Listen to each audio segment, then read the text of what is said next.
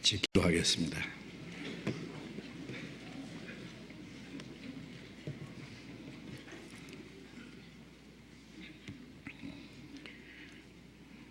우리를 사랑하시는 거룩하시고 자비로우신 우리 아버지 하나님, 우리를 영원한 심판과 멸망 가운데서 구원해 주시고 하나님의 자녀로 삼아 주시고 영원한 하나님의 나라에 들어갈 수 있는 그 크고 영광스러운 소망을 주신 우리 아버지 하나님, 그 크신 은혜를 위하여 감사와 찬송과 영광을 우리 아버지 하나님께만 돌립니다. 하나님이 작정하신 마지막 시대에 이 세상 많은 사람 가운데서 우리를 불러 구원해 주시고 이 세상 모든 죄악과 요란한 가운데서 우리를 구별해 주시고 주님 몸된 교회 안에서 주님의 다스리심과 인도하심 가운데 우리의 남은 생에 살아갈 수 있도록 도와주시는 은혜 감사합니다. 이 시간 주님의 보배로운 피로 구속함을 받은 저희들 주님 앞에 또 함께 모여서 주님의 은혜와 영광을 찬송하며 주님의 말씀을 배우며 주님 안에서 거룩한 교제를 갖게 해주신 주님, 이 시간 여기에 모여있는 우리 각 사람을 굽어 살펴주시고 주님의 풍성하신 은혜와 생명과 능력으로 우리에게 뚝 채워주시옵소서. 주님의 진리의 말씀으로 우리를 뚝 거룩하게 온전하게 세워주시고 우리가 하나님의 자녀로 부끄러움이 없이 행하게 하시고 또 우리의 남은 삶이 하나님 앞에 헛되지 아니하고 이 마지막 때에 하나님이 우리에게 맡기신 거룩한 사명을 온전히 감당할 수 있도록 우리에게 지혜와 능력으로 더욱 힘입혀 주옵소서. 이 시간 함께 참여하지 못한 우리 형제 자매들 일일이 보살펴 주시고 병 중에 있는 사람 속히 건강을 회복시켜 주시고 마음의 시험 받는 사람 여러 가지 고통 중에 있는 사람들 일일이 보살펴 주시고 합당하신 은혜를 베풀어 주셔서 한 사람도 실족함이 없게 붙들어 주옵소서. 멀리 외국에서 어려운 여건 속에서 신앙생활하며 복음을 전하는 우리 형제 자매들 더욱 말씀과 지혜와 능력을 힘입혀 주시고 하나님의 자녀로 부끄러움이 없이 행하며 또 주님의 복음을 담대히 증거해서 이뤄진 영혼들을 주님 앞으로 인도하는 그 큰 사명을 잘 감당하게 해 주옵소서. 하나님, 이 나라 이 민족에게 좀 더 자유와 평화와 안전을 허락해 주시고 우리의 남은 생에 편안한 가운데서 주님을 섬기며 주님의 복음을 전하며 마지막 때에 주님이 맡기신 일을 잘 감당하는 데 부족함이 없도록 도와주시옵소서. 이 시간 우리에게 나타내시기 원하시는 주님의 말씀, 주님의 거룩하신 뜻, 우리로 주님 앞에 마땅히 어떻게 행할 일들을 더욱 가르쳐 주옵소서. 주 예수님 이름으로 기도드렸습니다. 아멘. 시편 61편을 교독하겠습니다.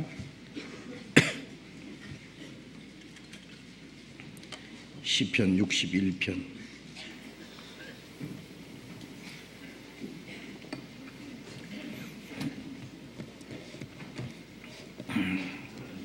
시편 61편 1절부터 끝절까지 교독하겠습니다. 시편 61편 1절부터 교독합니다. 하나님이여 나의 부르짖음을 들으시며 내 기도에 유의하소서. 내 마음이 누릴 때 땅끝에서부터 주께 부르짖으오리니 나보다 높은 바위에 나를 인도하소서. 주는 나의 피난처시요 원수를 피하는 견고한 망대심이니이다. 내가 영원히 주의 장막에 거하며 내가 주의 날개 밑에 피하리이다. 하나님이여 내 소원을 들으시고 주의 이름을 경외하는 자의 얻을 기업을 내게 주셨나이다. 주께서 왕으로 장숙해 하사 그 나이 여러 대에 미치게 하시리이다. 제가 영원히 하나님 앞에 거하리니 인자와 진리를 예비하사 저를 보호하소서. 그리하시면 내가 주의 이름을 영원히 찬양하며 매일 나의 소원을 이행하리이다. 찬양대 찬송해 주시겠습니다.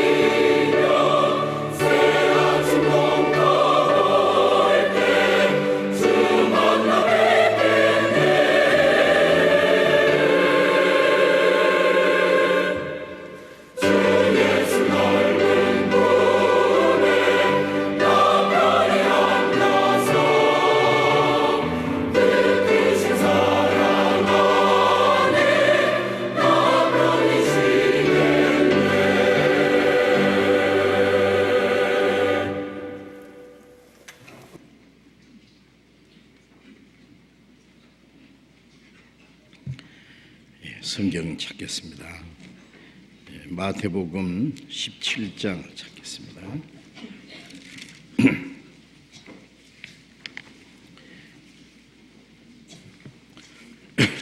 마태복음 17장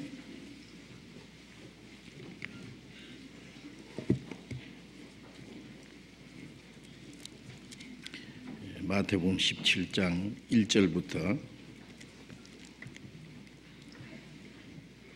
마태복음 17장 1절부터 읽겠습니다.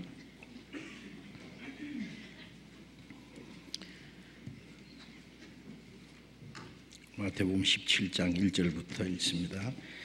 엿새 후에 예수께서 베드로와 야고보와 그 형제 요한을 데리시고 따로 높은 산에 올라가셨더니 저희 앞에서 변형되사 그 얼굴이 해같이 빛나며 옷이 빛과 같이 휘어졌더라. 때에 모세와 엘리야가 예수로 더불어 말씀하는 것이 저희에게 보이거늘 베드로가 예수께 여짜와 가로되 주여 우리가 여기 있는 것이 좋사오니 주께서 만일 원하시면 내가 여기서 초막 셋을 지때 하나는 주를 위하여 하나는 모세를 위하여 하나는 엘리야를 위하여 하리이다. 말할 때에 호련히 빛난 구름이 저희를 덮으며 구름 속에서 소리가 나서 가로되 이는 내 사랑하는 아들이요 내 기뻐하는 자니 너희는 저의 말을 들으라 하는지라. 제자들이 듣고 엎드려 심히 두려워하니 예수께서 나와 저에게 손을 대시며 가라사대 일어나라 두려워 말라 하신대 제자들이 눈을 들고 보매 오직 예수 외에는 아무도 보이지 아니하더라. 저희가 산에서 내려올 때에 예수께서 명하여 가라사대 인자가 죽은 자 가운데서 살아나기 전에는 본 것을 아무에게도 이르지 말라 하시니 제자들이 묻자와 가로되 그러면 어찌하여 서기관들이 엘리야가 먼저 와야 하리라 하나이까. 예수께서 대답하여 가라사대 엘리야가 과연 먼저 와서 모든 것을 회복하리라. 내가 너희에게 말하노니 엘리야가 이미 왔으되 사람들이 알지 못하고 임의로 대우하였도다. 인자도 이와 같이 그들에게 고난을 받으리라 하시니 그제야 제자들이 예수의 말씀하신 것이 세례 요한인 줄을 깨달으니라. 거기까지. 제가 목이 좀 안 좋아서 목소리가 좀 별로 안 좋습니다. 목 감기가 오래 가네요. 감기 조심하십시오.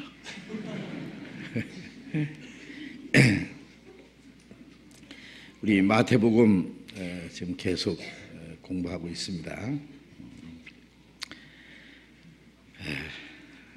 마태복음 지난번에 16장을 배우면서 끝부분을 미처 말씀을 드리지 못했는데 마태복음 16장 27절을 다시 읽겠습니다. 마태복음 16장 27절 인자가 아버지의 영광으로 그 천사들과 함께 오리니 그때에 각 사람의 행한 대로 갚으리라. 주님이 십자가에 돌아가시고 고난을 받으시고 부활하실 것을 말씀하신 동시에 또 주님이 영광 중에 재림하실 것도 여기서 말씀하셨습니다. 인자가 아버지의 영광으로 그 천사들과 함께 오리니 첫 번 오신 예수님은 죄인을 대속해서 속죄 제물이 되기 위해서 고난을 받으시러 죽으러 오셨습니다. 그래서 아주 죄인처럼 초라한 모습으로 오셨습니다. 그러나 주님의 복음이 온 세계에 전파된 후에 다시 오실 때는 하나님의 영광 중에 오십니다.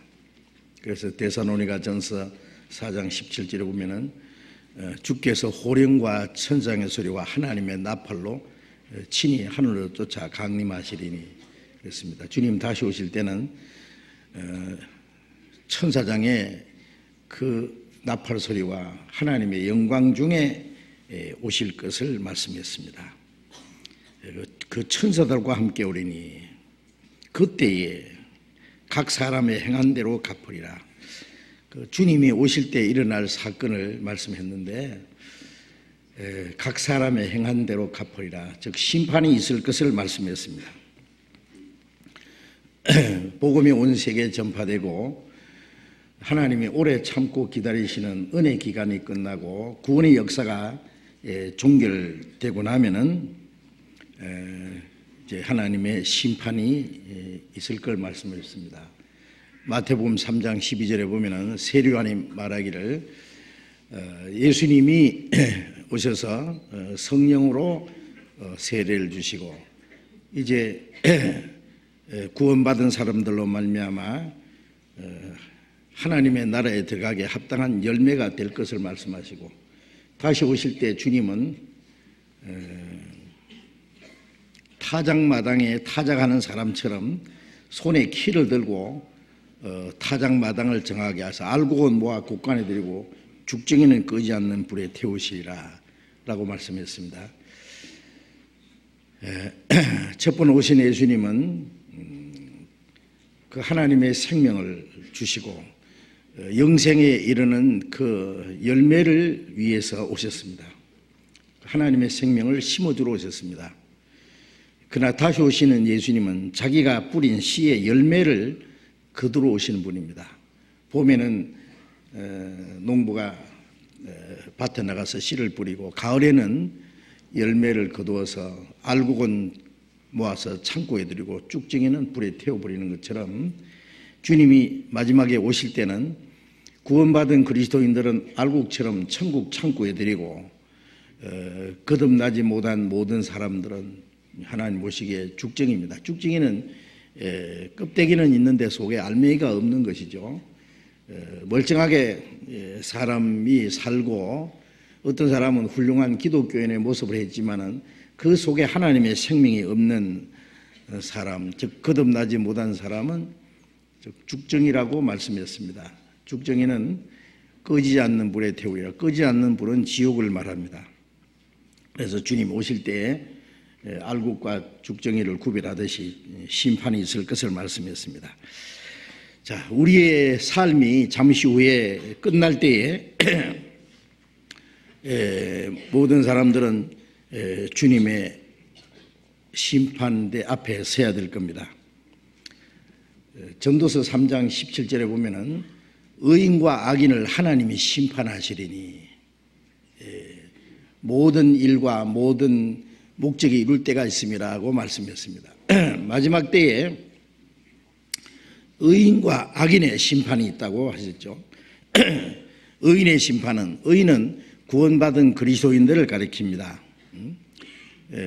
우리가 구원받으면은 죄사함 받는 동시에 하나님의 의를 받습니다. 그래서 우리가 아담 안에서 죄인 된 것 같이 그리스도 안에서 의인이 되는 거죠. 의인, 신분이 의인이기 때문에 의롭게 하나님의 뜻대로 순종하며 삽니다.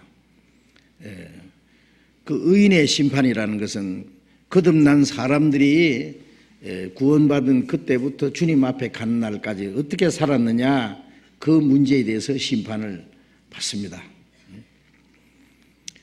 구원은 똑같이 받았지만은 구원받은 이후에 하나님 앞에 갈 때까지의 그 살아가는 모습은 다 다르거든요. 그가 어떻게 살았느냐에 따라서 심판을 받습니다. 구원은 하나님의 은혜로 사랑으로 받았지만은 심판받을 때는 하나님의 공의로 심판받습니다. 공의라는 것은 행한 대로 갚아주시는 것이 공의입니다.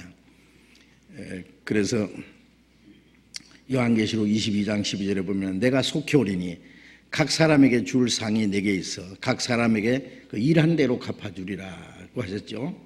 그래서 그 그리스도인의 심판이 있습니다. 언제? 주님이 오시는 날. 우리 개인적으로는 우리가 살다가 우리의 삶이 끝나고 주님 앞에 가서 이제 주님 앞에서 심판받을 일이 있습니다. 고린도후서 5장 9절 10절에 보면은 바울 사도가 말하기를 내가 거하든지 떠나든지 살든지 죽든지 주님을 기쁘시게 하는 자 되기를 힘쓰노라. 이는 우리가 반드시 그리스도의 심판대 앞에 드러나 각각 선악간에 그 몸을 행한 것을 따라 받으려 함이라고 말씀했습니다. 왜 우리가 살아도 주를 기쁘시게 하고 죽어도 주를 기쁘게 해야 되느냐 하면은 우리가 반드시 그리스도의 심판대 앞에 그 모든 것이 드러나야 되기 때문입니다. 구원받기 전에 행한 것은 이전 것은 지나갔으니 보라 새 것이 되었도다 하는 말씀대로 그것은 하나님이 다시 기억하지 않습니다. 그러나 구원받은 이후의 모든 삶은 하나님이 기억하십니다. 그래서 구원받은 이후에 이 몸이 이 땅에 사는 동안에 선악간에 행한 것을 따라 그 심판을 받는다고 했죠.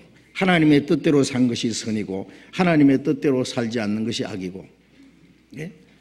믿음으로 행치 않는 모든 것은 악이라 그랬잖아요. 믿음이라는 건 하나님의 말씀을 순종하는 것이 믿음입니다. 우리는 말씀을 믿잖아요. 믿을 뿐 아니라 말씀에 순종해야 돼요. 말씀대로 구원받은 사람은 말씀대로 순종해야 됩니다. 그래서 말씀을 따라 살았는지, 말씀을 불순종했는지, 하나님의 뜻대로 살았는지, 자기 마음대로 살았는지, 성령을 따라 살았는지, 육신을 쫓아 살았는지, 거기에 대해서 각 사람에게 심판이 있으리라고 말씀했습니다. 그 그리스도인의 심판이 있습니다.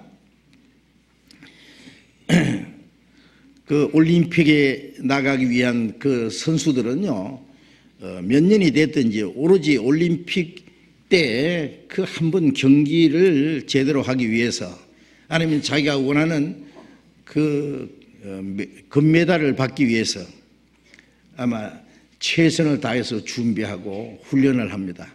예? 우리 그리스도인은 구원받은 그날부터 주님 앞에까지 가는 날까지 우리의 삶은 이 땅에서 어떻게 잘 사느냐 하는 것이, 육신이 편안하게 잘 사는 것이 아니라, 멀잖아 주님 앞에 설 때에 어떠한 모습으로 주님 앞에 설 것인가, 행한 대로 심판을 받을 것이기 때문에 항상 그것을 생각하면서 살아야 됩니다. 우리 자주 말씀드리잖아요. 그리스도인은 현재를 위해서 현재를 사는 것이 아니라 영원한 미래, 멀잖아 주님 앞에 설 그 영광을 바라보면서 현재를 살아갑니다. 그래서 주님 앞에, 심판대 앞에 설 때에 각 사람에게 칭찬이 있으리라. 책망도 있습니다. 각 사람에게 상급이 뭐냐? 그 상급은 영광입니다. 구원은 같이 받아서도 영광이 다르다는 걸 알아야 됩니다. 해의 영광이 다르고 달의 영광이 다르고 별과 별의 영광이 다르다고 고린도전서 15장에 말씀하신 대로 영광은 다릅니다. 모세의 영광이 다르고 엘리야의 영광이 다르고 베드로의 영광, 바울의 영광, 또 우리 각 사람의 영광이 다릅니다. 하나님은 우리 머리털도 다 해신바 되었다고 말씀하셨으니까, 심지어 주님의 이름으로 냉수 한 그릇 대접한 것도 그 상을 결코 잃지 아니하리라고 말씀하셨잖아요. 하나님은 아주 세심한 분입니다. 그래서 우리가 행한 대로 주님이 그 갚아주신다고 말씀했기 때문에 우리의 모든 말하고 행동하는 그 모든 것이 주님 앞에 다 기록이 되고 하나님의 기억에 남습니다. 주님 앞에 서는 날, 그 심판을 받을 것 생각하면서 우리가 살아가야 됩니다. 그게 바로 그 의인의 심판입니다. 주님 앞에 서는 날 각 사람의 행한 만큼 상급과 영광이 있을 것을 말씀했습니다. 그 악인의 심판은 뭐냐 하면은, 구원받지 않은 사람들은 이 세상에 사는 동안에 이제 지은 죄의 모습이 다 다르겠죠. 그래서 요한계시록 20장 11절부터 15절까지 내용에 보면은 하늘과 땅이 하나님 앞에 다 없어져서 간데 없더라. 그리고 그 보좌가 있는데, 흰 보좌가 있는데 그 보좌 위에 앉으신 이가 계신다. 그리고 죽은 자들이 그 보좌 앞에 서서 물은 대소하고, 높은 사람, 낮은 사람, 잘난 사람, 못난 사람 할 것 없이 모든 죽은 자들, 구원받지 못하고 죽은 자들입니다. 그들이 보좌 앞에 서서 각 사람의 행한 대로 책에 기록된 대로 심판을 받으니 그랬어요. 바다가 죽은 자를 내주고, 사망과 음부도 죽은 자를 내주고, 육신은 물에 빠져 죽었든지 무덤 속에 있든지 다 내준다 그랬죠. 그래서 요한복음 5장 28절에도 악한 일을 행한 자는 심판의 부활로, 구원받지 못한 악인은 심판받기 위해서 부활합니다. 육신도 살리고 영혼도 음부에서 끄잡아내고, 그래 마태복음 10장 28절에 말씀하신 대로 그 영혼과 몸을 함께 지옥에 멸하신 자를 두려워하라. 그 지옥은 영혼만 가는 게 아니라 영혼과 육신, 죽지 않는 몸으로 살려서 그리고 각 사람의 행한 대로 심판을 받고, 둘째 사망 불못에 던져온다. 누구든지 생명책에 기록되지 못한 자는 불못에 던지우리라. 구원받지 못한 사람은 자기가 행한 대로 심판을 받고, 지옥에 가면은 자기가 행한 대로 그 형벌을 받을 겁니다. 영원히.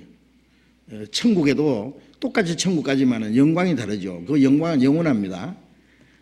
그래서 고린도후서 4장 17절에 우리가 잠시 받는 환난에 경한 것이 영원한 영광에 중한 것을 이루게 하매니, 우리가 잠시 이 세상에 사는 동안에 주님을 따라가고 주님 뜻대로 살기 위해서는 고난을 받습니다. 그 고난은 잠시라 그랬어요. 잠시. 그리고 고난은 아주 경한 것, 작은 것이라고 했어요. 그런데 그것이 영원한 영광에 중한 것을 이루게 하매니, 우리에게 주시는 영광은 영원한 겁니다. 영원한 것. 또 다니엘서 12장에 많은 사람을 옳은 대로 돌아오게 한 자는 궁창의 별과 같이 영원토록 빛이라. 그 영원토록. 여러분, 그 영광을 소홀하게 생각하지 마십시오. 영광을 포기하지 마십시오. 그래서 요한계시록을 보면은 네 상을 아무도 빼앗지 못하게 하라. 하나님이 주시고 약속하신 주심하고 약속하신 그 상을 빼앗길 수도 있기 때문에 하는 말입니다. 구원을 빼앗기는 건 아니에요. 그러나 상을 빼앗기는 거예요. 뭐 상이나 영광은 좀 없으면 어떠노? 천국 뒷자리에도 앉으면 되지. 이런 생각하지 마세요. 그렇게 살면 안 됩니다. 우리는 적극적으로, 경기장에 나가는 선수가 꼴찌하려고 나가는 사람이 어디 있냐고. 1등 하려고 나가죠. 그렇죠? 그래서 너희도 상 얻도록 이같이 다름질하라. 그런 말씀처럼. 자, 어쨌든 주님이 오실 때 심판이 있다는 것, 우리 그리스도인에게도 심판이 있다는 것도 항상 잊지 말고 사셔야 됩니다. 그날에 받을 그 상급과 영광을 위해서 우리는 부단히 노력해야 됩니다. 꼬린 지점을 행해서 마지막 있는 힘을 다해서 달려가는 다름박질 선수처럼 우리는 마지막 주님 오시는 그날까지, 주님 앞에 서는 그날까지 우리 그 앞에 있는 상을 향해서 우리가 달려가야 될 겁니다. 그리고 마태복음 16장 28절 말씀 한번 보겠습니다. 진실로 너희에게 이르노니 여기 섰는 사람 중에 죽기 전에 인자가 그 왕권을 가지고 오는 것을 볼 자들도 있느니라. 여기 섰는 사람 중에 그 제자들이 주님 앞에 서 있습니다. 그리고 그 주변에 또 다른 사람들도 있었을 겁니다. 무리가 있었습니다. 이때는 그 누가복음에 보면은 그 제자들만 아니라 다른 무리도 있었다고 했어요. 그런데 여기 섰는 사람 중에 죽기 전에 인자가 그 왕권을 가지고 오는 것을 볼 자들도 있느니라. 이 말씀을 사람들이 아주 난해절이다 그리고 여러 가지로 해석합니다만은 이 말씀 그대로입니다. 그 12제자 중에 3사람, 베드로, 야고보, 요한, 이 3사람은 죽기 전에 주님이 영광 중에 그 왕권을 가지고 다시 오실 때는 만왕의 왕으로 오시잖아요. 왕권을 가지고 영광 중에 오시는 것을 볼 자도 있다. 봤습니다. 그들은 실제로 보여주었습니다. 어떤 사람 아니 주님이 아직 오시지도 않았는데 뭘 봐요? 보기는 이제 이렇게 말하는 사람이 있는데요. 아니 본 영화 상영하기 전에 예고편 보여줄 수 있잖아요. 그렇죠? 예고편. 미리 보여줄 수 있습니다. 성경에 보면은 미리 보여주시는 게 많아요.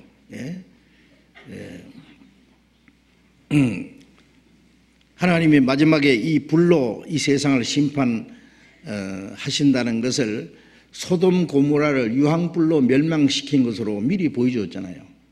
소돔 고모라를 유황불로 멸망시켰잖아요. 그 자리가 지금 현재 이스라엘 사해입니다. 지구상에서 제일 낮은 곳이에요.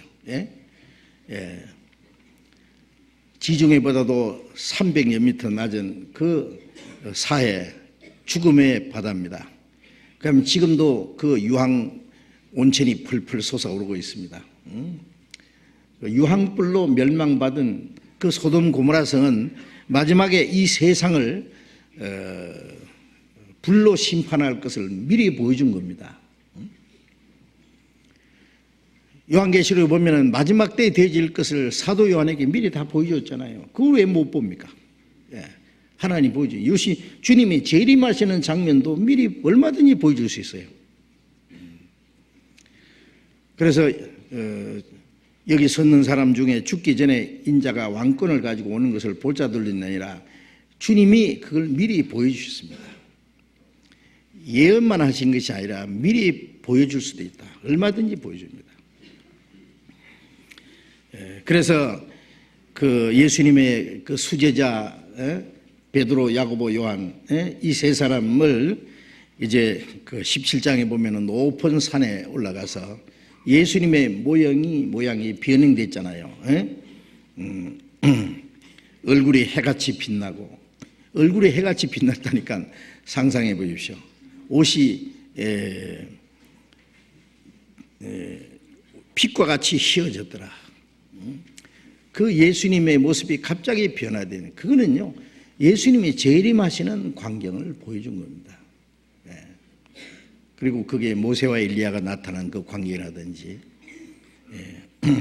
그래서 베드로는 나중에 그것을 예수님이 재림하시는 광경이라고 광경을 우리가 봤다고 베드로후서 1장에 말씀했습니다. 그 말씀은 다시 좀 말씀드리겠습니다. 그리고 사도 요한은 요한계시록 19장에 예수님이 지상 재림하시는 광경을 봤잖아요. 요한계시록 19장에 보면은 하늘 문이 열리고 백말탄자가 나타났다. 그 다리에 만왕의 왕이요 만주의 주라고 쓴 이름이 있더라. 그리고 수없이 많은 그 백말탄자가 그 뒤를 따르더라. 그랬죠. 주님이 지상 재림하시는 광경도 사도 요한에게 보여주었습니다. 미리 왜 못 보여줍니까? 그래서 예수님이 제자들에게 그 영광 중에 오시는 주님의 모습을 미리 보여주실 필요가 있었습니다. 마태복음 17장 1절부터 다시 읽겠습니다. 엿새 후에 예수께서 베드로와 야고보와 그 형제 요한을 데리시고 따로 높은 산에 올라가셨더니 예수님이 그 제자들에게 말씀하신 이후 엿새 후에 예수님이 베드로와 야고보와 그 요한을 데리시고 따로 높은 산에 올라가셨다. 특별한 경우에 이 세 제자를 따로 구별한 그런 일이 있습니다. 이 높은 산이 어디겠느냐라고 여기 산 이름은 없지만은 예수님이 그 앞에서 말씀하신 것은 가이사랴 빌립보 지방에서 있었으니까 거기서부터 약 22km 떨어진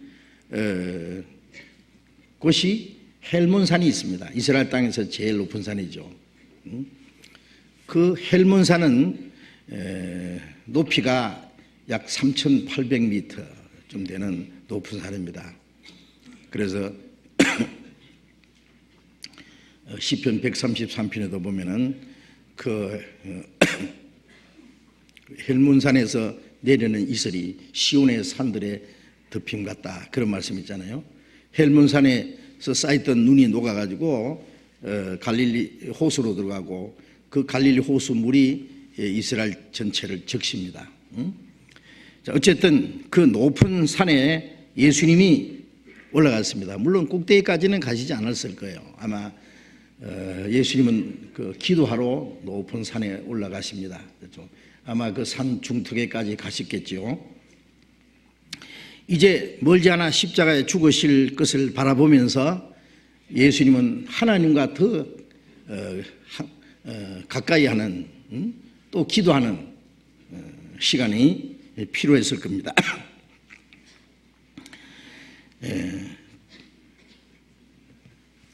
그 높은 산에 올라갔었는데 누가복음 9장에 보면은 제자들이 거기에서 졸고 있었다 그 말이에요. 졸다가 갑자기 깨었다. 그런 거 보니까 아마 늦은 저녁이든지 밤이었을 겁니다. 제자들이 졸다가 눈을 떠보니까 예수님의 모습이 갑자기 변화된 거예요. 예수님의 얼굴이 해같이 빛나고 예수님의 옷이 빛과 같이 휘어지고, 마가복음 9장 3절에 보면은 빨래하는 자들이 더 이상 쉬게 할 수 없을 정도로 예수님이 옷이 휘어졌다라고도 표현했는데, 또 예수님의 옷에 광채가 났다고 누가복음 9장에도 이렇게 표현했어요. 그 요한계시록 1장에 보면은 사도 요한이 예수님의 모습이 변화된 그 모습을 봤어요. 너무너무 영광스럽고 너무너무 무섭기도 하고 그 앞에서 그냥 엎드려져서 아주 죽은 사람처럼 됐다고 했습니다. 예수님의 모습이 변화된 이 모습은 물론 여러 가지 뜻이 있습니다. 그러나 예수님이 다시 오실 때 그 영광스러운 주님의 모습을 미리 보여주시는 거라고 생각합니다. 베드로후서 1장을 잠깐 찾겠습니다. 베드로후서 1장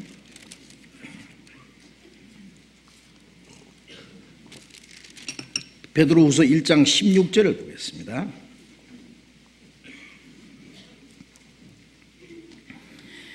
베드로후서 1장 16절부터 제가 읽겠습니다. 우리 주 예수 그리스도의 능력과 강림하심을 너희에게 알게 한 것이 공교히 만든 이 얘기를 좇은 것이 아니요 우리는 그의 크신 위엄을 친히 본 자라. 지극히 큰 영광 중에서 이러한 소리가 그에게 나기를 이는 내 사랑하는 아들이요 내 기뻐하는 자라 하실 때에 저가 하나님 아버지께 존귀와 영광을 받으셨느니라. 이 소리는 우리가 저와 함께 거룩한 산에 있을 때 하늘로서 나옴을 들은 것이라. 자, 베드로는 오랜 후에 자기가 죽을 날이 가까웠다는 것을 생각하면서 아주 중요한 내용을 여기다가 기록해 주셨습니다.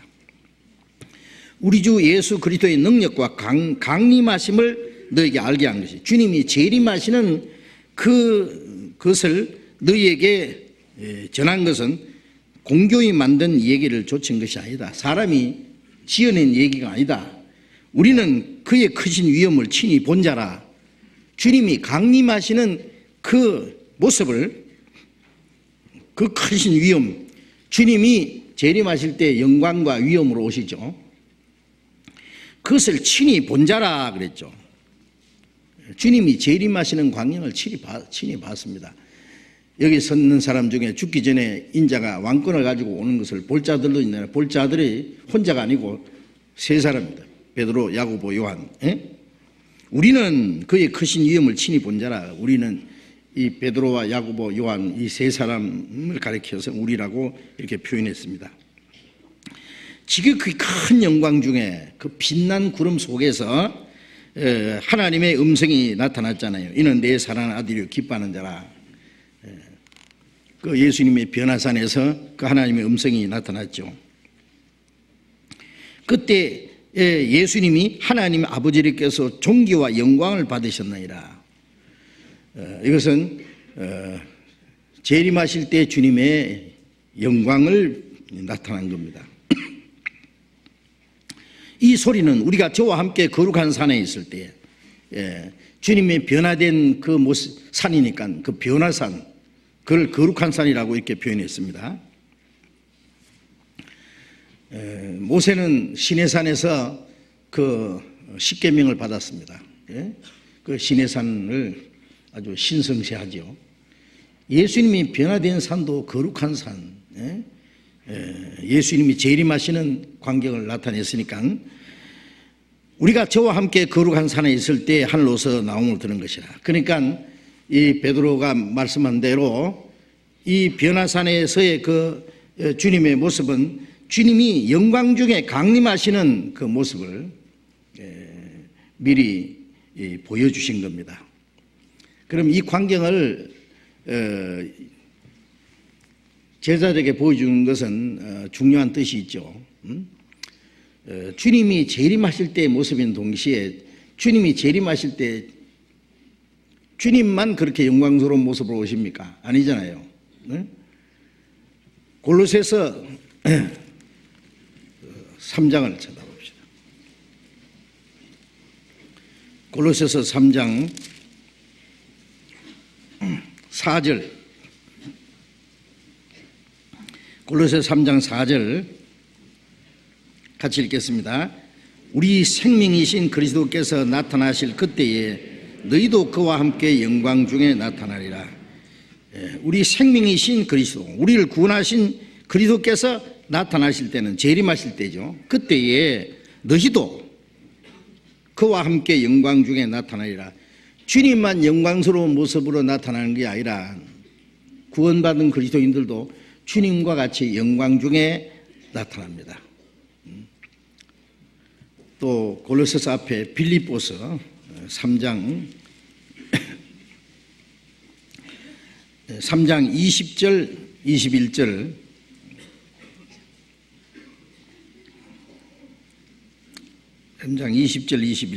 빌립보서 3장 20절 21절 같이 읽읍시다. 오직 우리의 시민권은 하늘에 있는지라 거기로서 구원하는 자 곧 주 예수 그리스도를 기다리노니 그가 만물을 자기에게 복종케 할 수 있는 자의 역사로 우리의 낮은 몸을 자기 영광의 몸의 형체와 같이 병케 하시리라. 우리의 시민권은 하늘에 있다. 구원받은 그리스도인들은 몸은 땅에 살지만은 우리는 하늘나라 시민입니다. 그렇죠? 구원받으면 당당하게 하나님의 나라에 들어갈 수 있는 자격이 있어요. 하늘나라 시민이라니까. 그거로서 구원하는 자 곧 예수 그리스도를 기다리노니 우리는 거기서 우리를 데려가실 주님을 기다립니다. 여기에 구원이라는 것은 주님이 오실 때 받는 구원이 있잖아요. 우리 몸의 구원. 그래서 21절에 그가 만물을 자기에게 복종케 할 수 있는 자의 역사로 만물을 창조하시고 만물을 다스리고 그 능력의 말씀으로 만물을 복종시킬 수 있는 자의 그 능력과 역사하심으로 우리의 낮고 천한 몸을 자기 영광의 몸의 형체와 같이 병케 하시리라. 나무 잎사귀에 깔아먹는 징그러운 벌레가 예쁜 호랑나비에서 하늘을 날아간다. 그 하나님이 하신 솜씨입니다. 그렇죠? 예? 우리 이 낮고 천한 몸, 죄 많은 몸, 우리의 육신은 정말 천한 거예요. 우리의 낮은 몸이라 그랬죠. 낮고 천한 몸을 주님과 같은 영광스러운 몸의 형체와 같이 병케 하시라. 우리의 몸까지 주님처럼 영광스럽게 됩니다. 자, 이것이 우리 그리스도인의 최대의 소망입니다. 그것을 미리 보여준 겁니다. 주님의 그 모습이 변화된 것은 주님은 원래 거룩하고 영광스러운 분입니다. 그 주님의 영광스러운 모습을 보여주신 것은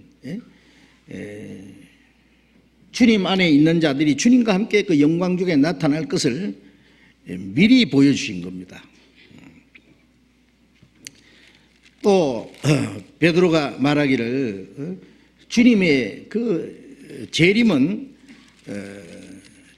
주님이 말씀했을 뿐 아니라 우리는 주님의 그 강림하시는 그 광경을 친히 보았고 그보다 더 확실한 그 예언이 있다. 그것은 성경 전체 안에 그리스도의 재림에 대해서 너무나 많은 말씀을 기록해 주셨기 때문입니다. 베드로후서 1장 다시 읽겠습니다. 베드로후서 1장 다시 돌아가세요. 1장 19절을 또 같이 읽겠습니다. 또 우리에게 더 확실한 예언이 있어 어두운 데에 비치는 등불 같으니 날이 새어 새별이 너희 마음에 떠오르기까지 너희가 이것을 자세히 주의하는 것이 가하니라. 우리에게 더 확실한 예언이 있다. 우리가 주님의 재림하시는 광경을 봤는데 그보다 더 중요한 것은 확실한 예언이 있다. 확실한 예언. 그리스도께서 다시 오신다고 하는 많은 예언이 있습니다. 그것은 어두운 데에 비추는 등불 같으니, 등불이 없으면 어두운 데 길을 찾을 수 없잖아요. 그러나 등불이 있으면 길을 알 수 있듯이 이 확실한 예언은 어두운 데 비추는 등불처럼 주님이 재림하실 문제에 대해서 분명히 우리에게 보여주신다. 날이 새어 샛별이 너희 마음에 떠오르기까지. 날이 새기 전에 샛별이 떠오르죠. 날이 새기 전에 샛별이 나타나면은 날 셀 날이 가까이 왔다는 걸 알듯이 주님이 재림하시기 전에 그 주님의 재림에 대한 확실한 예언이 깨달아질 때가 있다고 말해요. 너희 마음에 떠오른다는, 샛별이 너희 마음에 떠오른다는 마음에 깨달아질 때까지입니다. 예수님이 이스라엘 땅에 태어났을 때 저 멀리서 동방 박사들은 별을 보고 찾아왔습니다. 그랬죠. 왕으로 나시니가 어디 계시냐고 찾아왔잖아요, 멀리서. 그 별은 정확하게 예수님이 계신 곳까지 그들을 인도했습니다. 자, 주님이 재림하실 때는 그 하늘의 별이 나타나는 게 아니라 우리 마음에 떠올라야 됩니다. 그게. 그 주님의 재림을 간절히 기다리는 사람 마음 속에만 떠오르는 거예요. 그 새별은 아무나 보는 게 아니죠. 새벽을 기다리는 사람이 하늘을 쳐다볼 때에 그 새별을 볼 수 있듯이 주님의 재림을 사모하는 사람, 이 주님의 재림에 대한 말씀을 연구하다가 주님이 오실 날이 너무 가까웠다는 것이 마음에 깨달아질 거예요. 주님이 오실 날이 너무 가까웠다. 샛별이 마음에 떠오르기까지 너희가 이것을 주의하는 것이 가니라. 이것이 뭐요? 그 확실한 예언을 자세히 주의하는 것이 가다. 어때요? 우리는 성경을 열심히 배웁니다. 성령은 장래 일을 너희에게 알게 하시라고 했잖아요. 그러면 주님이 오실 날이 얼마나 가까웠다는 것도 우리가 알아야 될 거 아니에요. 그날과 그 시는 모르지만은 그날이 얼마나 가까웠다는 걸, 이런 일이 되는 걸 보거든 인자가 가까이 문 앞에 있는 줄 알라고 말씀하셨잖아요. 알게 돼 있어요. 우리는 역사 속에 주님 오실 날이 가장 가까운 시대에 삽니다. 구약 성경에 보면은 그리스도께서 초림하시는 데 대해서 많은 예언이 있고 그대로 그리스도께서 이스라엘 땅에 오셨어요. 이제 구약 성경이나 신약 성경 전체 안에 그리스도의 재림에 대해서 너무나 많은 말씀이 있습니다. 성경 전체에 그리스도의 재림이 32절마다 한 번씩 있고, 신약 성경은 260장인데 그 안에 318번이나 예수님의 재림에 대해서 기록되어 있고, 그걸 평균 따지면 25절에 한 번씩 있는 겁니다. 그러니까 예수님의 재림에 대해서 얼마나 많은 말씀이 있습니까? 그 성경에 기록된 대로 주님은 반드시 오십니다. 그런데 그 오실 그때가 우리 눈앞에 딱 다가왔어요. 이건 연구하는 사람만, 사모하는 사람의 마음에만 아마 그 샛별처럼 나타날 겁니다. 그것을 발견하는 사람들은 이제 주님의 재림을 간절히 기다리고 준비할 겁니다. 주님이 오실 날이 드디어 오리라고 해가지고 먹고 마시고 술 취하고 그러다가 그 갑자기 주인이 왔을 때 심한 책망을 받는다는 말씀이 있잖아요. 우리는 주님 오실 날이 너무나 가까웠습니다. 우리 시대에 너무 가까웠습니다. 오늘이라도 주님이 오실 수 있어요.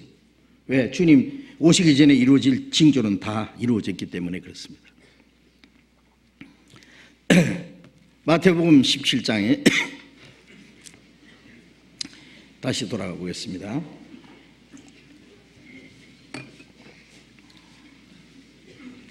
마태복음 17장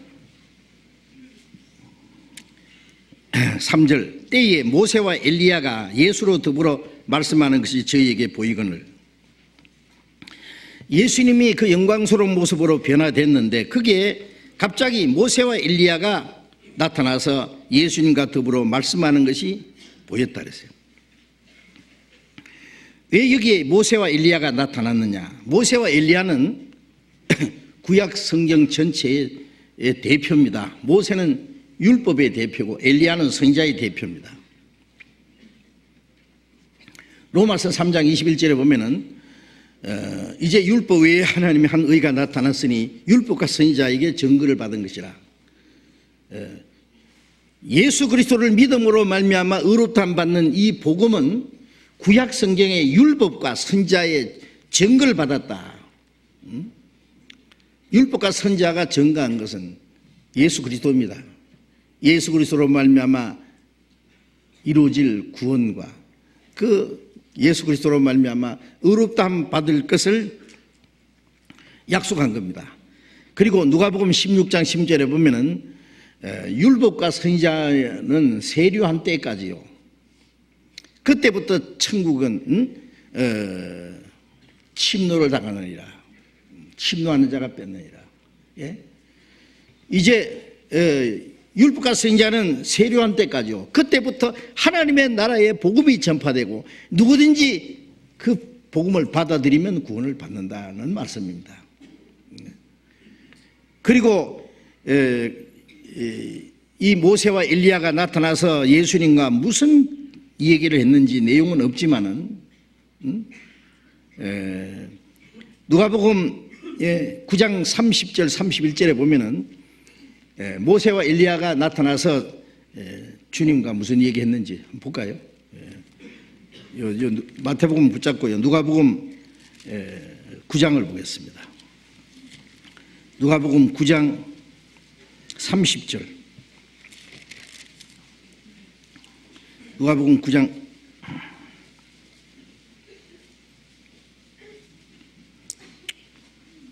30절 31절 같이 읽읍시다. 문득 두 사람이 예수와 함께 말하니 이는 모세와 엘리야라. 영광 중에 나타나서 장차 예수께서 예루살렘에서 별세하실 것을 말씀할세. 여기 내용이 나와 있죠. 예수께서 예루살렘에서 별세하실 것을 말씀했다. 십자가에 죽으실 것을 말씀했단 말이에요. 예? 십자가에 죽으시고 부활하시고 이제 성천하실 것까지 별세라는 것은 떠나는 거예요. 그렇죠? 예. 예수님이 죽으시고 부활하시고 하나님께로 다시 돌아가야 될 것을 말씀했습니다. 이것은 구약시대 율법과 선지자는 오실 그리스도에 대해서 예언했고 약속대로 그리스도가 오셔서 이제 그리스도가 십자가에 죽으시고 부활하심으로 그 구원이 완성되어야 됩니다. 율법과 선지자가 예언한 것이 예수님 안에서 완성된 겁니다. 이제 모세와 엘리야가 나타나서 예수님과 얘기한 것은 이제 율법과 선지자의 사명이 예수님께로 옮겨지는 거예요. 인수인계식입니다. 말하자면 그렇죠. 예수님에게 완전히 넘어가는 거예요. 이제 예수 그리스도의 죽음과 부활하심으로 그 율법과 선지자가 예언한 모든 것이 완성되기 때문입니다. 그래서 이 모세와 엘리야가 나타난 것은 구약 시대가 끝나고 그들의 사명은 끝나고 이제 예수님에게로 넘어와서 예수님이 그 모든 것을 완성하실 것을 여기 보여준 겁니다. 그리고 또 한 가지는 이 모세와 엘리야는 주님이 재림하실 때 주님과 함께 영광 중에 나타날 사람들이 두 종류의 사람이 있습니다. 모세와 엘리야만 아니라 이 모세는 그 애굽 종되었던 데서 이스라엘 민족을 끌어내고 40년 광야를 통과해서 하나님이 약속하신 가나안 땅을 바라보면서 너부산에서 가나안 땅을 바라보고 가나안 땅에 들어가지 못하고 죽은 사람이 모세입니다. 그건 뭘 말하느냐?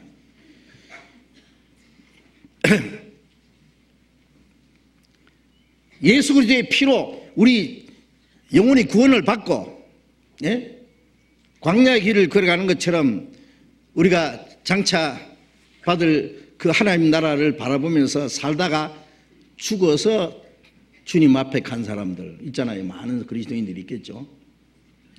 그런 사람의 대표입니다. 그리고 엘리야는 하나님의 선지자로서 하나님 일을 하다가 그대로 산채로 올라간 사람이에요. 그렇죠? 이것은 구원을 받은 사람이 주님과 함께 살고 주님을 위해서 열심히 살다가 죽지 않고 에녹처럼 산채로 들려 올라갈 그리스도인의 대표입니다. 예? 주님이 재림하실 때 이 두 가지 사람이 나타나는 거예요. 구원받고 살다가 천국을 바라보고 살다가 죽어서 주님 앞에 간 사람, 또 구원받아서 열심히 말씀 따라서 주를 위해서 살다가 죽지 않고 주님이 오실 때 산채로 들려 올라갈 성도들, 그들이 주님 재림하실 때 함께 나타납니다. 그 중에 우리는 어디 속할까요? 에녹처럼, 엘리야처럼 죽지 않고 살아서 그대로 주님을 맞이할 수 있는 시대에 삽니다.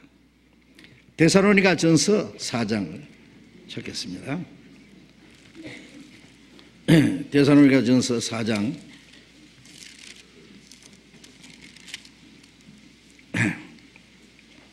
17절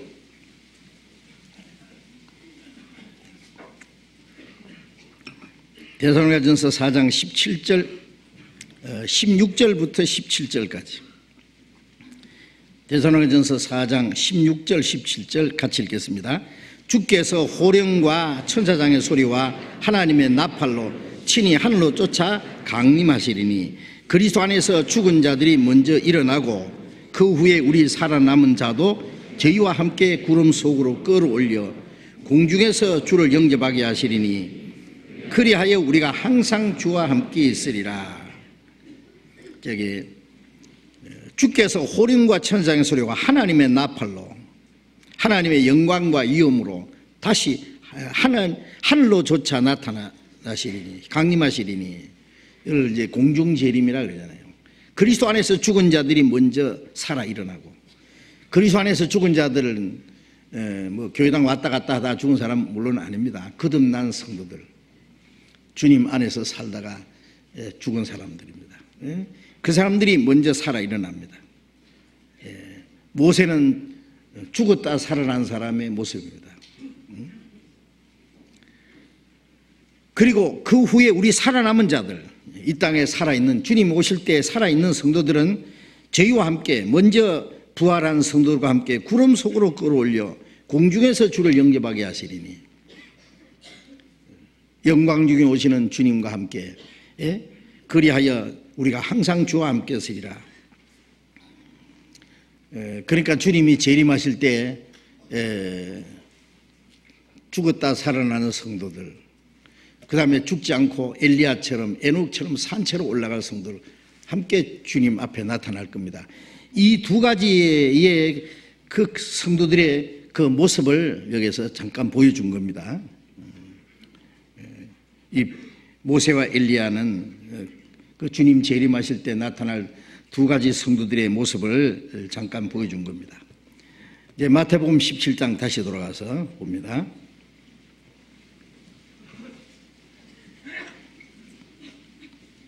(17장 4절) 베드로가 예수께 여짜와 가로되 주여 우리가 여기 있는 것이 좋사오니 주께서는 만일 원하시면 내가 여기서 초막 셋을 지을 때 하나는 주를 위하여, 하나는 모세를 위하여, 하나는 엘리야를 위하여 하리이다. 이 베드로가 예수님이 변화하신 모습을 보고 모세와 엘리야가 함께 나타난 모습을 보고 너무 황홀하고 두렵고 이거 정신이 없는 거예요. 꿈이냐 생시이냐 그러죠.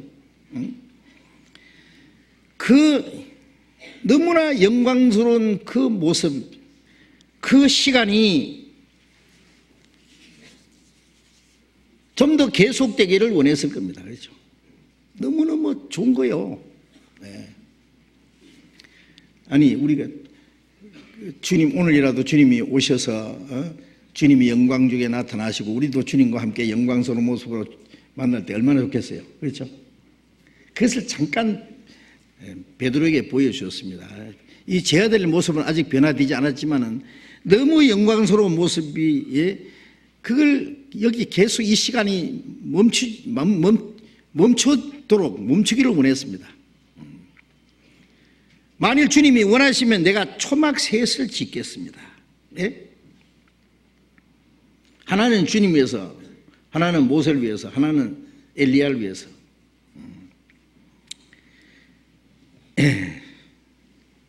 이 베드로는 항상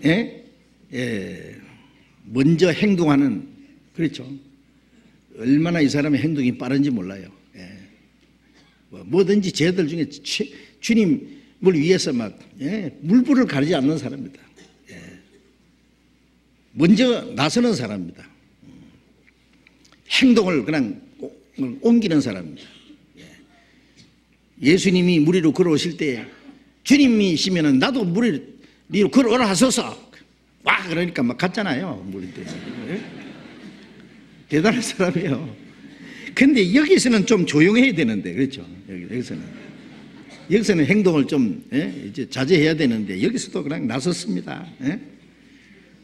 내가 초막 셋을 짓겠습니다. 그 산꼭대기에서 초막을 어떻게 짓겠다는지 모르겠어요. 하여튼.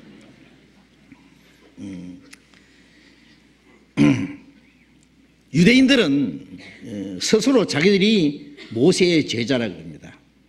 그리고 그 위대한 그 엘리야, 엘리야도 대단한 사람 아닙니까? 한 번 기도하니까 3년 반 동안 비가 내리지 않았습니다. 한 번 기도하니까 비가 내렸습니다. 기도해서 하늘에서 불이 내려와서 바알과 아세라 선지자 850명을 돌로 다 쳐 죽였습니다.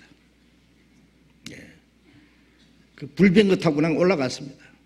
이 이스라엘 사람들은요, 이 모세의 제자라고 생각하고 엘리야는 아주 신성한 사람으로 특별히 엘리야를 생각했습니다. 그런데 이 베드로도 예수님과 모세와 엘리야를 같이 모시겠다는 거 보면은요, 예수님을 모세와 엘리야와 같이 섬기는 그 자리에다가 올려놓은 겁니다. 그것은 합당치 않은 겁니다. 모세가 위대한 사람이고 엘리야가 대단한 사람이지만은 그러나 예수님 옆에다가 두고 예수님처럼 예수님과 같이 섬기려고 해서는 안 된다고 말해요. 히브리서 1장을 찾겠습니다. 히브리서 1장.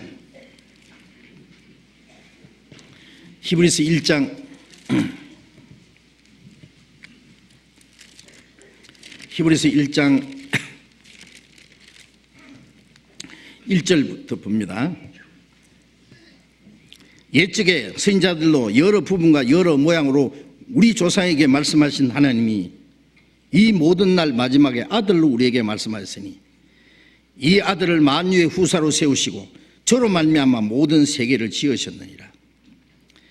옛적에 구약시대의 선지자들로 여러 부분과 여러 모양으로 우리 조상들에게, 이거는 이스라엘 조상들이 말합니다, 말씀하신 하나님이 이 모든 날 마지막에, 이 모든 날은 구약시대 마지막에 이제 아들로 우리에게 말씀하셨다. 율법과 선지자를 통해서 하나님이 말씀하셨고 이제는 아들로 예수 그리스도로 말미암아 우리에게 말씀하셨다. 이 아들을 만유 후사로 세우시고 만유를 다스리는 권세를 그에게 주신 겁니다.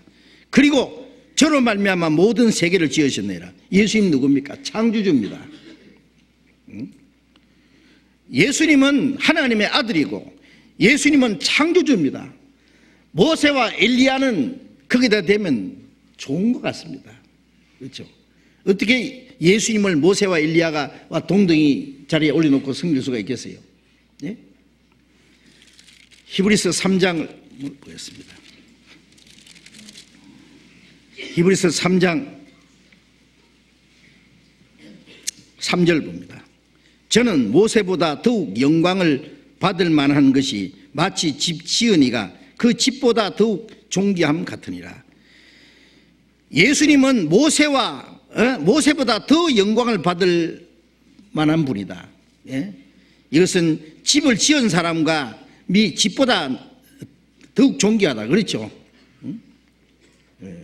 창조주가 피조물과 같겠습니까? 5절 봅니다. 또한 모세는 장래에 말할 것을 증거하기 위하여 하나님의 온 집에서 사환으로 충성하였고 그리스도는 그 집 맡은 아들로 충성하였으니 우리가 소망의 담대함과 자랑을 끝까지 견고히 잡으면 그의 집이라. 모세는 하나님의 온 집에서 사환은 종입니다. 종으로 충성하였고 그리스도는 그 하나님의 집 맡은 아들로 충성했다. 사환하고 아들하고 같겠어요? 예? 자, 베드로는 아직 그것을 몰라서 이 베드로가 이 말한 것은요, 그 마가복음과 누가복음을 보면은 무슨 말을 할지 몰라서 자기가 하는 말도 무슨 말인지 모르고 하는 거예요. 그냥 제정신이 아니게 그냥 한다는 소리가. 여기 있는 게 좋사오니 내려가지 맙시다. 저 밑에 이제 여기 집 짓고 삽시다. 우리가 주님과 모세와 엘리야를 잘 섬겨 드릴 테니까 그 마음은 좋지만은 그는 베드로가 잘못한 겁니다. 마태복음 17장 5절 봅니다. 말할 때에 호련히 빛난 구름이 저희를 덮으며 구름 속에서 소리가 나서 가로되 이는 내 사랑하는 아들이요 내 기뻐하는 자니 너희는 저의 말을 들으라 하는지라. 베드로가 말하고 있을 때에 호련히 빛난 구름이 저희를 덮어. 구름이 갑자기 여기는 빛난 구름입니다. 이스라엘 백성들을 하나님의 애굽에서 건져서 광야 길을 걸어갈 때에 낮에는 구름 기둥으로 밤에는 불 기둥으로 인도하셨죠. 예? 그리고 하나님은 그 빛난 구름 영광 중에 하나님 나타나서 말씀하신 일들이 있습니다. 모세가 시내산에 올라갔을 때도 하나님이 구름 속에서 나타났습니다. 하나님의 음성이 나타났습니다. 신약 성경에 보면은 하나님의 음성이 3번 나타났습니다. 직접. 하나는 마태복음 3장 16절부터 17절까지 예수님이 요단강에서 침례를 받고 물에서 올라오실 때 하늘 문이 열리고 성령이 비둘기같이 임하시면서 말씀하시기를 이는 내 사랑하는 아들이요 내 기뻐하는 자라 하는 음성이 들렸습니다. 또 요한복음 12장 28절에 보면은 예수님이 마지막 예루살렘에 올라가셔서 이제 십자가 죽으실 것을 작정하신 후에 예수님이 하나님 아버지께 기도했습니다. 아버지여, 아버지의 이름을 영광스럽게 하옵소서. 하늘에서 음성이 들리기를 내가 이미 영광스럽게 하였고 다시 영광스럽게 하리라. 예수님의 삶을 통해서 영광을 나타냈고 예수님의 죽음과 부활을 통해서 다시 영광스럽게 하겠다고. 이제 마태복음 17장에서 예수님 하나님의 음성이 또 나타났습니다. 빛난 구름이 저희를 덮으며 구름 속에서 소리가 나기를 하나님의 음성입니다. 이는 내 사랑하는 아들이요 내 기뻐하는 자니 너희는 저의 말을 들으라. 예수님이 십자가에 죽으실 것을 결정할 때마다 예수님이 요단강에서 침례받은 것은 예수님이 죽으시고 장사되고 부활하실 것을 말씀했잖아요. 십자가로 나아가는 걸음이 시작된 겁니다. 예수님의 공생애는요 고난과 십자가의 시작입니다. 예수님이 십자가에 죽으시기로 작정할 때마다 하나님이 기뻐하셨습니다. 왜 기뻐하셨느냐? 그 하나님의 그리스도의 고난을 통해서 예수님의 죽음과 부활을 통해서 많은 영혼이 구원받아 많은 하나님의 자녀가 하나님의 영광에 들어갈 것이기 때문에 그렇습니다. 그래서 그리스도가 죽으시고 부활하심으로 우리를 구원하시길 하나님이 기뻐하셨습니다. 그래서 그때마다 이는 내 사랑의 아들이요 내 기뻐하는 자라고 하는 그 음성이 들렸습니다. 그것은 예수님이 그 희생을 하나님이 기뻐하신 동시에 예수 그리스도 안에서 우리 구원받을 그리스도인들을 대해서 하나님이 기뻐하실 것을 미리 보여주신 겁니다. 너희는 저의 말을 들으라. 베드로가 초막 셋을 짓고 이제 여기서 주님과 모세와 엘리야를 모시겠습니다라고 하는 그에 대한 하나님의 답변입니다.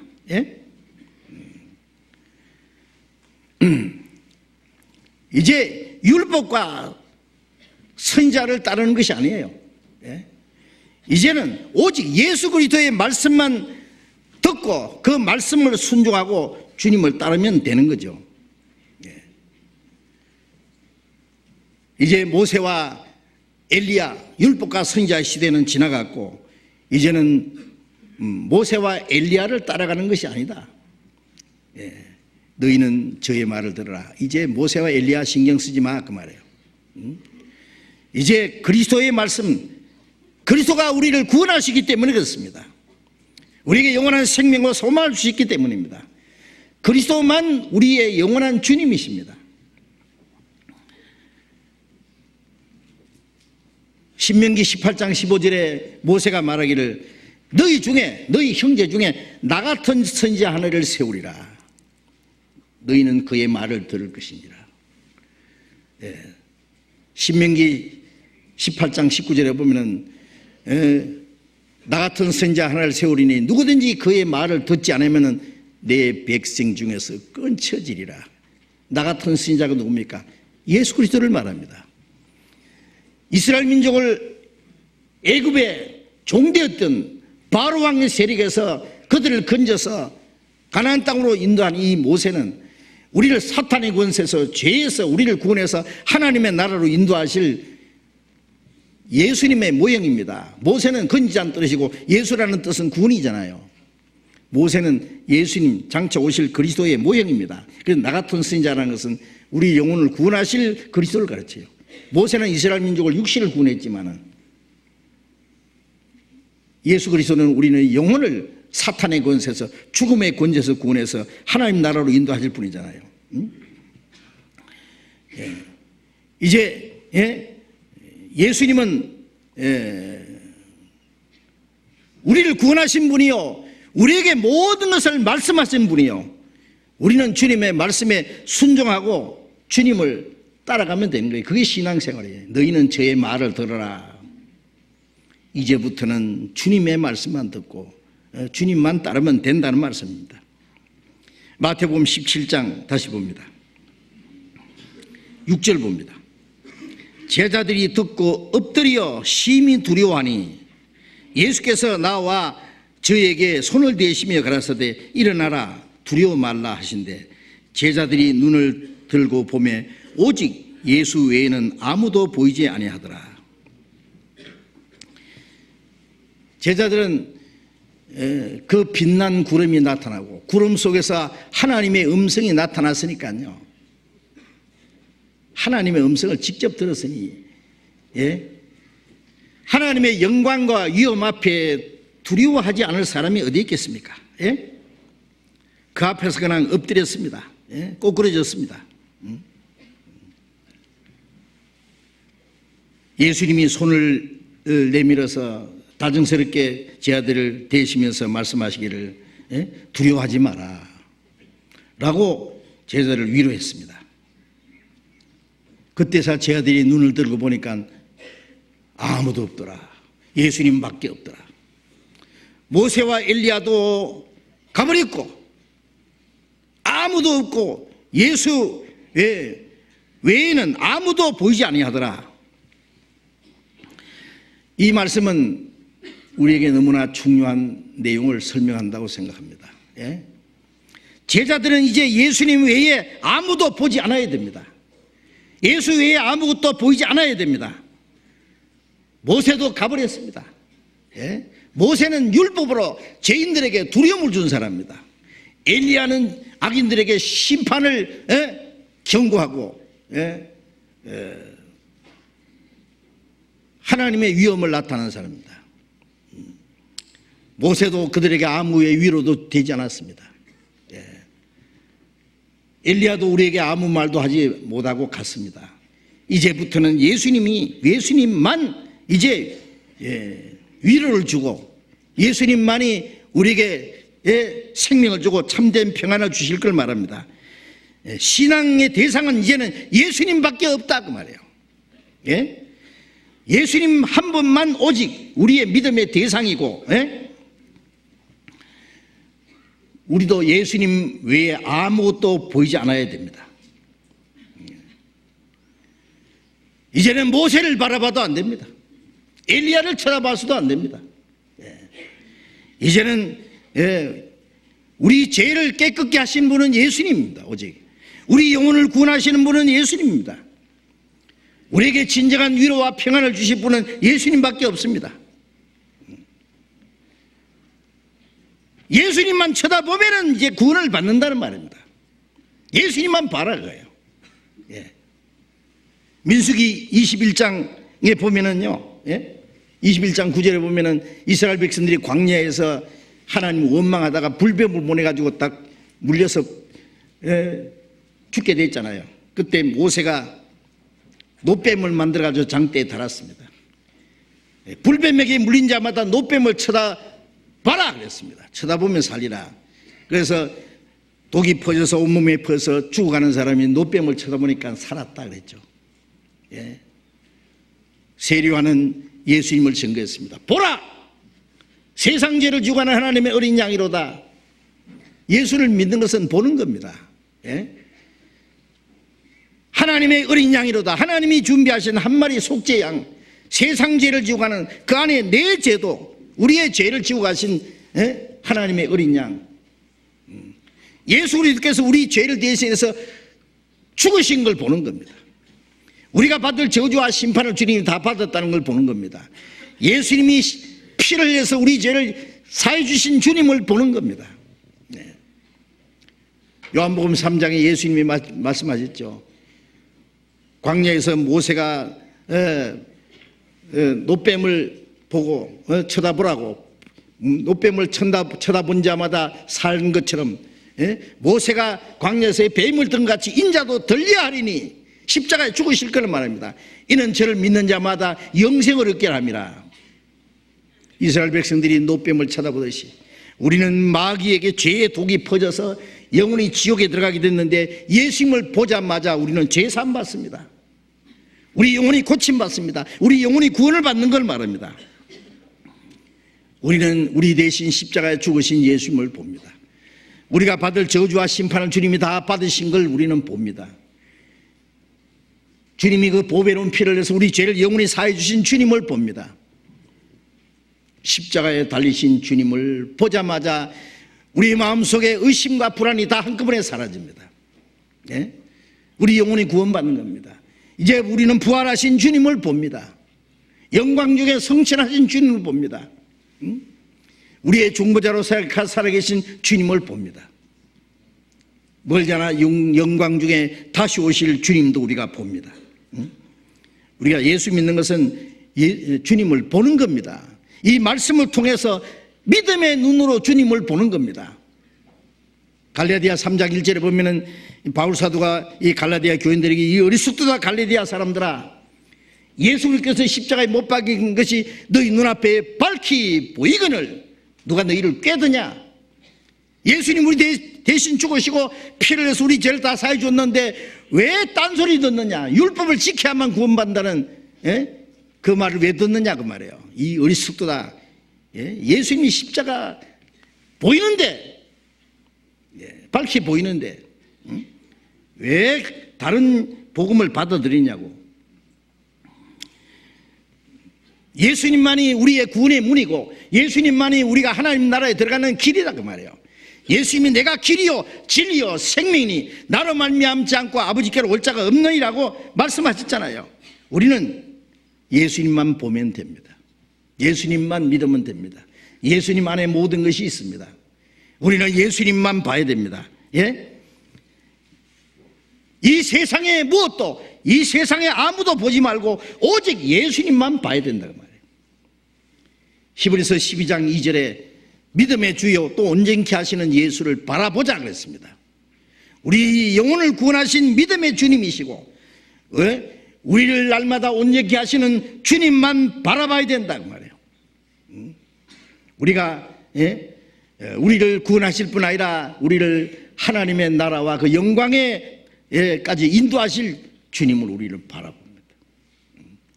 예수님 외에 아무것도 보이지 않더라. 아무도 보이지 않더라. 그렇습니다. 신앙생활도, 구원받은 이후의 신앙생활도 오직 예수님만 바라보고 사는 생활입니다. 사도행전 7장 55절 56절에 보면은 스데반이 하나님의 말씀을 증거할 때 유대인들이 스데반을 돌로 치려고 쳐 죽이려고 달려들었습니다. 스데반을 보라, 하늘이 열리고 인자가 하나님 우편에 서신 것을 보노라. 돌에 쳐 죽였습니다. 뼈가 부서지고 피가 쏟아지는데 이 스데반은 하나님 우편에 서신 것을 주님 보았습니다. 하나님 우편에 앉아 계셔야 되는데 왜 주님이 섰을까요? 스데반이 돌에 맞아 죽을 때 예수님이 뻘떡이려 서셨습니다. 영광 중에 계신 주님을 볼 때에 그 모든 고난을 능히 이길 수가 있기 때문에 그렇습니다. 모세와 선지자, 모든 선지자도 지나갔습니다. 베드로도 바울도 이제 예수님 안에 있습니다. 예수님과 나란히 있는 것이 아니라 그 모든 사람들은 예수님 뒤에 감춰져 있습니다. 이제 예수님과 우리 사이에 아무도 개입할 수는 없습니다. 예수님 외에 다른 지도자는 없습니다. 어떤 신령한 사람도, 어떠한 위대한 사람도 예수님과 우리 사이에 끼일 수는 없습니다. 교황도 또 어떤 신령하다고 하는 사람도 예수님과 우리 사이에 끼어들 수 있는 사람은 없습니다. 예수님만이 우리의 구원이시요, 우리의 지혜시요, 우리의 능력이 됩니다. 우리의 영혼을 진리로 이끌 수 있는 이끄는 분은 예수님밖에 없습니다. 우리에게 필요한 것은 이제 오직 예수님, 예수님의 그 생명과 예수님의 그 사랑과 예수님의 능력과 예수님 안에 있는 것밖에 없습니다. 어떤 특권을 가진 사람도 이제는 우리에게는 아무도 필요 없습니다. 예수님밖에 필요 없습니다. 마태복음 14장 28절부터 보면은 예수님이 파도 위로 물 위로 걸어오실 때 베드로가 했습니다. 주님이거든 나도 물 위로 걸어오라 하소서. 예수님 걸어오라 그랬죠. 베드로가 예수님만 바라보고 나갈 때는 그 풍랑 일어나는 그 바다 위로 걸어갈 수 있었습니다. 주님을 바라보던 눈이 파도를 보자마자 빠졌죠. 우리도 예수님만 바라보고 담대히 나아가면은 하나님의 약속과 능력을 우리도 경험할 수 있습니다. 주님은 우리를 지키시는 분이기 때문에 그렇습니다. 우리의 평강과 기쁨과 만족은 오직 예수님밖에 없습니다. 우리의 눈을 언제나 예수님에게 고정을 시켜야 됩니다. 이제 우리의 눈을 예수님 외에 어디도 우리의 시선을 빼앗겨서는 안 된다 그 말입니다. 이 세상 부귀 영광 명예 권세 이 모든 것도 이제 우리의 볼거리가 아닙니다. 예수님을 보는 우리에게는 그 모든 것이 아무것도 아닌가 그 말이에요. 우리가 예수님을 봤습니다. 우리에게 주신 그 하나님의 생명도 하나님의 약속도 하나님의 영광도 봤습니다. 그 영광을 본 사람이 이 세상 것을 우리 눈을 돌릴 수 있습니까? 주님을 보는 우리에게는 그 모든 것이 이제는 아무것도 아니라는 걸 압니다. 우리는 오직 예수님만 보고 주님으로 만족하고 주님으로 기뻐할 때에 주님도 우리를 보시고 기뻐하실 겁니다. 주님만 우리의 생명이시오, 우리의 소망이시오, 우리의 위로자시오, 우리를 지키는 분입니다. 이제 우리에게 필요한 것은 항상 주님만 바라보고 주님을 더욱 배우고 주님을 따라가는 겁니다. 그리고 예수님만이 우리의 삶의 주인이라는 것을 우리가 생각해야 됩니다. 예수님 밖에 아무것도 없더라. 예수님 외에 우리에게는 아무것도 없습니다. 예수님 외에 어떤 위인도 어떤 사람도 우리의 섬김의 대상이 될 수는 없습니다. 믿음의 주에 온전케 하시는 예수를 바라보자. 그는 자기 앞에 있는 절금을 위하여 부끄러움을 개의치하시더니 하나님 보좌 우편에 앉으셨느니라. 우리를 구원하시는 분일 뿐 아니라 우리를 온전케 하시는 주님만 바라보고 주님을 본받아야 됩니다. 이제 우리의 모든 삶은 주님이 우리의 주인입니다. 우리도 예수님의 제자들처럼 주님과 함께 높은 산에 올라가서 주님과 함께 기도하고 주님과 함께 교제하고 하는 그 자리에서 주님의 영광스러운 모습을 뵙고 신령한 은혜를 체험한다면은 우리도 주님의 말씀만 듣고 순종하라고 하는 그 하나님의 음성을 들을 수 있을 겁니다. 우리도 주님과 함께 있어야 됩니다. 그 영광스러운 주님의 모습을 우리도 봐야 됩니다. 그리고 주님과 함께 교제해야 됩니다. 주님의 손길을 느껴야 됩니다. 주님의 위로를 우리는 항상 느껴야 됩니다. 그럴 때 하나님의 음성을 우리는 더욱 가까이 들을 수 있습니다.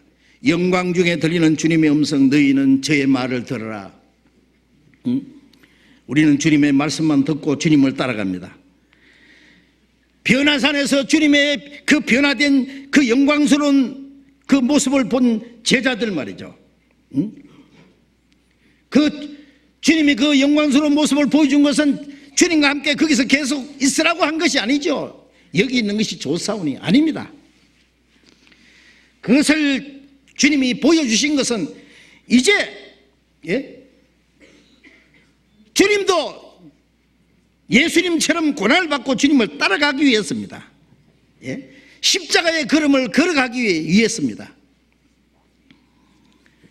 영광 중에 오시는 주님의 그 광경을 본 제자들은 그걸 미리 보여주신 것은 이제 제자들에게 다가올 그 고난과 환난을 능히 이길 수 있기 위해서입니다. 주님이 영광 중에 오시고 영광 중에 주님을 맞이할 수 있는 확실한 믿음을 가진 사람들은 어떤 고난과 환난도 쉽게 감당할 수 있기 때문입니다. 우리도 주님과 함께 있는 그 영광을 알게 될 때에 우리가 주님과 함께 있을 그 영광을 우리가 믿을 때에 장차 주님과 함께 받을 그 영광을 바라보면서 현재의 어떤 십자가의 고난을 우리가 걸어갈 수 있습니다. 어떤 고난과 환난도 우리가 견딜 수 있겠다고 말합니다. 그리고 이 땅에 사는 동안에 우리에게 주신 그 위대한 사명을 잘 수행하는 데 큰 용기와 힘을 우리가 받을 수 있습니다. 우리의 눈을 주님께 고정시켜야 됩니다. 고난받으신 주님, 우리를 구원하신 주님, 우리의 삶의 주인이 되신 주님, 우리 모든 것이 되신 주님, 장차 영광 중에 오실 주님, 거기다가 우리의 눈을 잠시도 떼지 말고 바라볼 때에 이 땅에 사는 우리의 모든 것을 능히 이길 수 있습니다. 로마서 8장 17절에 주와 함께 영광을 받기 위하여 고난도 함께 받아야 될 것이니라. 우리가 소망 중에 즐거워하며 환난 중에 참으며 앞에 있는 영광을 바라보기 때문에 현재의 고난을 잘 견딜 수가 있습니다. 각 사람에게 줄 상이 내게 있어 각 사람에게 일한 대로 갚아주리라. 주님은 상급을 들고 멸류관을 들고 우리를 기다리고 계십니다. 앞에 있는 영광을 바라보고 우리는 나아가야 됩니다. 주님 앞에 설 때, 영광 중에 설 때에 흠도 책망받을 것 없이 그 앞에 서기 위해서. 베드로후서 3장 14절에 우리가 이것을 바라보나니 그랬습니다. 뭘 바라봅니까? 주님이 영광 중에 오시는 주님을 바라보나니 흠도 점도 없이 그 앞에 나타나기를 힘쓰라 그랬잖아요. 흠도 점도 책망받을 것도 없이 그 영광 앞에 나타나기를 우리는 간절히 사모하고 나가야 됩니다. 빌립보서 3장에 말씀하신 대로 앞에 있는 상급을 인하여 표대를 향하여 다름질하노라. 어디까지 이르렀든지 그대로 달려갈 것이니라. 이제 주님은 영광의 멸류관을 들고 우리를 격려하시고 위로하십니다. 좀 더 참으라고. 주의 강림하시기까지 길이 참으라고 했습니다. 이제 우리가 주님을 따라가는 그 길에 어떤 고난과 환난이 있을지라도 이제 앞서가신 주님, 그 영광 중에 계신 주님, 우리를 기다리시는 주님을 바라보면서 끝까지 달려가야 된다고 말이에요. 그리고 예수님이 제자들에게 말씀했습니다. 내가 죽었다가 살아날 때까지 너희가 본 것을 아무에게도 말하지 마라. 왜 그걸 말하지 말라고 그러셨을까요? 유대인들은 로마를 정복하고 이스라엘을 독립시켜주고 왕으로 오실 정치적인 세력을 가지고 오실 메시아를 기다렸습니다. 그 사상이 뿌리 깊이 박혀있기 때문에 그것이 다 그들에게 빠질 때까지는 시간이 필요합니다. 만일 제자들이 나가서 자 우리는 주님의 재림하시는 광경을 봤다, 왕권을 가지고 주님이 오시는 모습을 봤다 그러면은요 이제 큰 혼란이 일어날 수 있습니다. 유대인들이 다시 들고 일어나서 어떤 소란과 어떤 비극적인 사건이 일어날지도 모릅니다. 또 제자들이 허무맹랑한 유언비어를 퍼뜨려 가지고 백성들을 충동질한다고 해서 허물을 뒤집어 씌워 가지고 제자들에게 어떤 박해가 올지도 모릅니다. 이제 주님이 실제로 죽으시고 부활하심으로 예수님은 영혼을 구원하시는 그리스도라는 것을 그들에게 확실히 알게 하기까지, 제자들도 예수님이 죽으시고 부활하실 때까지는 그 사실을 증거할 수가 없습니다. 내가 죽었다가 살아날 때까지는 아무에게도 말하지 마라. 주님이 죽으시고 부활하심으로 이제 우리 영혼을 구원하시는 주님이시라는 것을 이제 나타내셔야 됐습니다. 그 복음이 먼저 땅끝까지 전해야 됩니다. 예수님은 그 영광스러운 모습, 변화된 모습, 모세와 엘리야가 함께 나타난 그 영광스러운 모습, 그 변화산에서 내려오셨습니다. 이제 십자가의 일을 향해서 나아가셔야 됩니다. 예수님은 하나님의 영광을 버리고 이 땅에 오셔서 고난의 길을 걸어가신 겁니다. 죽음을 향해서 한 걸음씩 한 걸음씩 나아갑니다. 예수님이 먼저 고난을 받으시고 영광에 들어가셔야 되기 때문에 베드로전서 1장 11절에 그가 받으실 고난과 후에 얻으실 영광을 미리 증거했다. 누가복음 24장에 부활하신 예수님이 제자들에게 말씀했죠. 이 선지자의 말하는 모든 것을 더디 믿는 자들아, 그리스도가 먼저 이런 고난을 받고 자기 영광에 들어가야 할 것이 아니냐. 먼저 고난을 받고 영광에 들어가야 되기 때문에 예수님은 이제 그 영광 받는 자리에서 내려오셔서 십자가의 고난을 향해서 나아가신 겁니다. 제자들도 영광을 잠깐 본 것은 이제 고난받으신 주님을 따라가기 위해서입니다.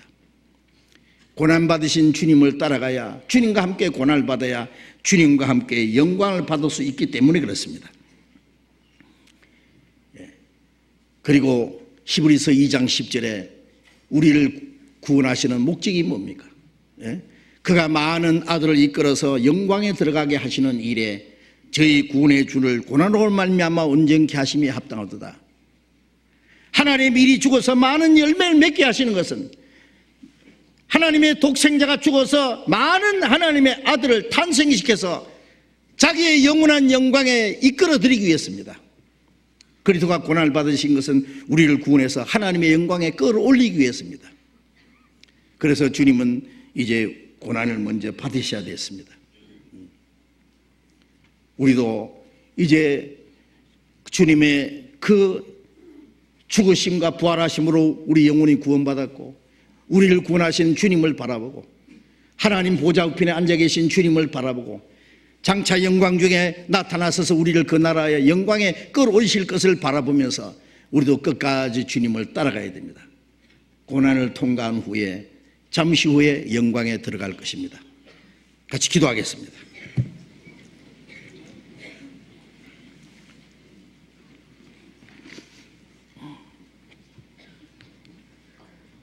자비로우신 우리 아버지 하나님,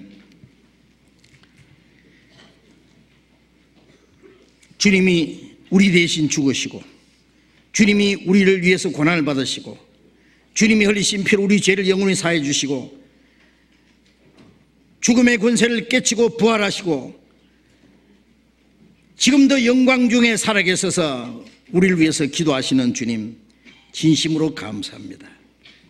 멀잖아 주님이 영광 중에 다시 나타나실 것을 제자들에게 미리 보여주신 사건, 변화산에서 주님이 변화되신 그 영광스러운 모습에 대해서 우리가 잠시 생각해 보았습니다. 주님의 영광을 미리 나타내시고 이것을 우리에게 알게 하신 것은 이 땅에 사는 동안에 우리가 주님을 따라가고 주님만 섬기고 주님만 위해서 고난을 받고 주님을 따라가는 걸음이 실족하지 않도록 우리에게 더 큰 위로와 기쁨과 용기와 능력을 주시기 위함인 줄로 믿습니다. 멀잖아 주님 다시 오실 그날을 우리는 사모합니다. 주님이 다시 오시는 그날, 앞서간 성도들은 썩지 않는 몸으로, 영광스러운 몸으로 다시 살아나고, 살아있는 성도들은 주님과 같이 신령한 몸으로, 영광스러운 몸으로 변화돼서 영광 중에 오시는 주님과 함께 그 영광에 참여할 것을 믿고 감사합니다. 주님 다시 오실 날이 너무나 가까운 이 마지막 때에 우리는 우리의 마음이 세상의 헛된 데 빼앗기지 않도록, 우리의 눈을, 주님을 바라보는 눈을 다른 데로 옮기지 않도록, 이 세상 헛된 것에 우리의 시선이 빼앗기지 않도록 주님만 바라보고 주님만 섬기고 주님만 따르고 주님의 영광에 참여할 그 날을 사모하고 우리의 남은 삶을 주님의 말씀에 순종하면서 살아갈 수 있도록 우리를 지켜주시고 인도해 주시옵소서.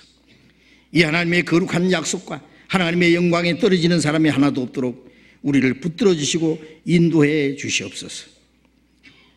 전국에 복음이 힘있게 전파되고 전 세계 곳곳에 주님의 복음이 전해지고 날로 날로 구원받는 역사를 이루시는 주님, 이 마지막 때에 우리를 통해서 이루고자 하시는 하나님의 큰 역사를 이루시고 이 일을 위해서 우리 모두를 주님 뜻대로 귀하게 사용해 주시고, 멀잖아 주님 영광 중에 나타나실 때 주님 앞에 흠도 점도 없이 책망받을 것 없이 영광 중에 나타날 수 있도록 우리 모두를 붙들어 주시고 인도해 주옵소서. 주 예수님 이름으로 기도드렸습니다. 아멘. 우리 찬송하겠습니다. 찬송가 375장 찬송하겠습니다.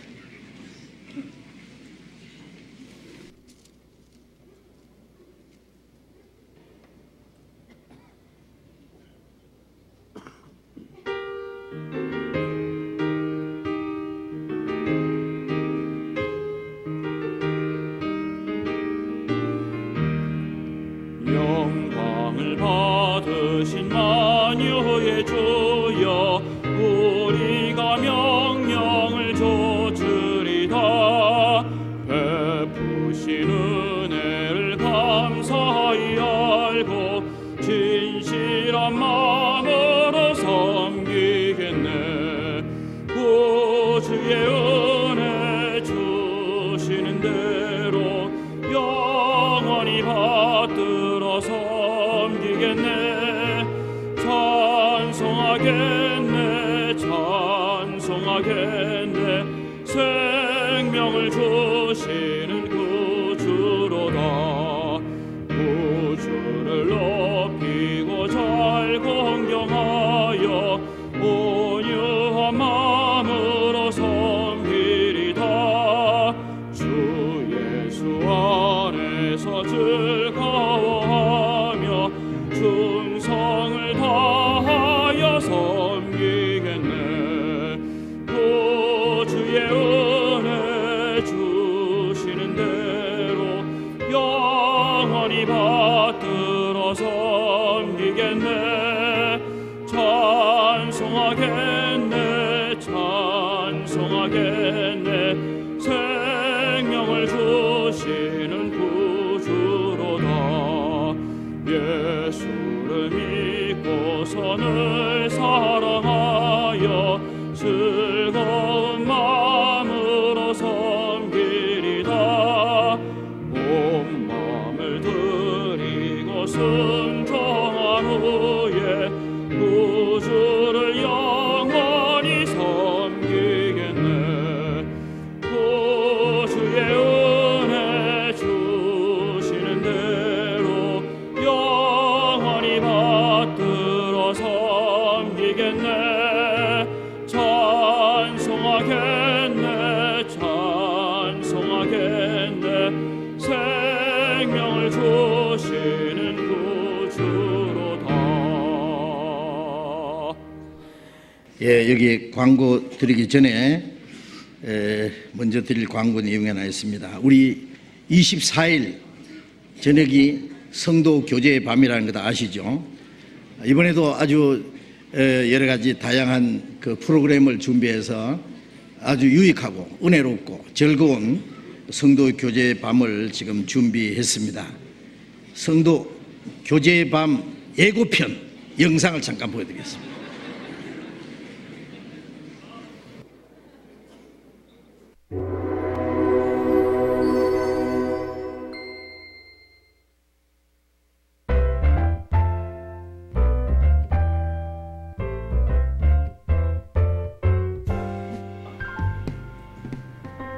네, 이경 선생님 안녕하세요. 밀라노는 어떤가요? 선생님의 고원 생일을 축하드립니다.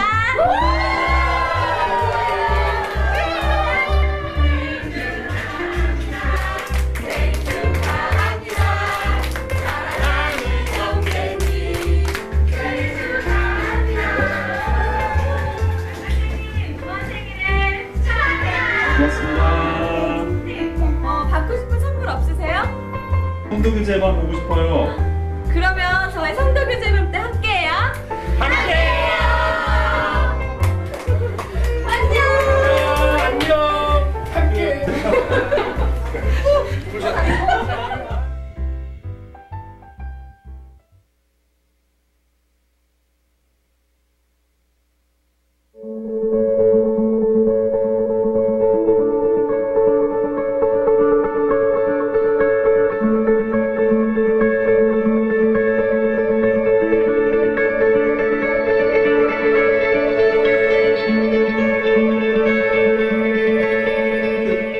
안녕하세요. 올해 구원받은 동명배 형제입니다. 2010 성도 교제의 밤이 12월 24일 저녁 7시에 있는데요. 저 또한 올해 구원받아서 처음 참여하게 되는데 무척 기대되고 설레입니다. 여러분들도 가족분들과 모두 오셔서 전도의 기회로 삼으시길 바라겠습니다. 그때 만나요.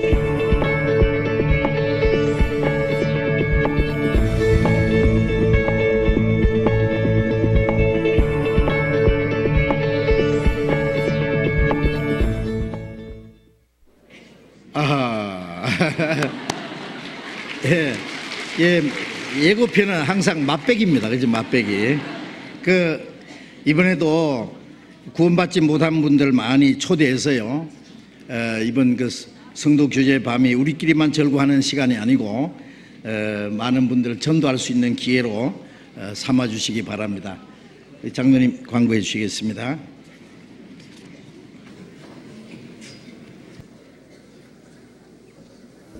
네, 조금 전 예고편 방영한 대로 성도 교제의 밤이 24일 저녁 7시에 있습니다. 이것이 이 나눠드린 이 팜프렛이요 초청장입니다. 그래서 우리 형제 자매들도 초청이 되지만은 아직 구원받지 못한 분들도 모시고 오면 좋습니다. 아까 모자 삐딱하게 쓴 사람이 빅뱅의 태양입니다. 와 있는지 모르겠어요. 아마 못 왔을 거예요. 굉장히 바쁜 사람이라서. 와 있어요? 예, 빅뱅의 태양입니다. 그래서 우리 올해 구원을 받았습니다. 하나님께서 어떤 일을 하실지 우리가 정말 가슴이 두근거리는데요. 24일 날 저녁 7시에 다른 분들도 많이, 아직 구원받지 못한 분들도 많이 모시고 오면 좋겠습니다. 지난주 중에 중집회에서 새로 구원받으신 분들이 많습니다. 그분들 오늘 오후 2시부터 구약에 나타난 그리스도의 부활과 약속이라는 주제로 새신자교회에 있습니다. 많이 참여해 주시기 바랍니다. 그리고 오늘 전체 임원 모임이 있습니다. 신구 모든 임원들이 참석해 주시면 좋겠습니다. 오후 2시 반부터 교육원 6층 중강당에서 있습니다. 그리고 아시다시피 제2교육원 건축을 하고 있습니다. 50억을 목표로 해서 하고 있는데요. 아주 굉장히 많이 참여를 했습니다. 그런데 아직 참여를 못하신 분들 있습니다. 기도도 많이 하시고 이제 대충 기도 끝내고 참여하셔도 좋겠습니다. 성도 다이어리하고 달력을 판매합니다. 많이 이용하셔서 새해에도 아주 좋은 한 해가 되도록 해주시면 좋겠습니다. 광고 마치겠습니다. 예, 여기에 우리 성도 교정의 밤에 여러 가지 이 프로그램이 있는데 그 중에 단편 영화 철로 역정 그런 게 있죠. 눈이 탁 띄는데 여기 우리 문화선교부에서 특별히 제작한 겁니다. 앞으로 철로 역정이라는 그 멋있는 영화를 만들기 위해서 이것도 예고편으로 잠깐 만든 거예요. 그러니까 한번 아주 은혜로운 그러한 시간이 될 겁니다. 마치겠습니다. 자유롭게 교제하시기 바랍니다.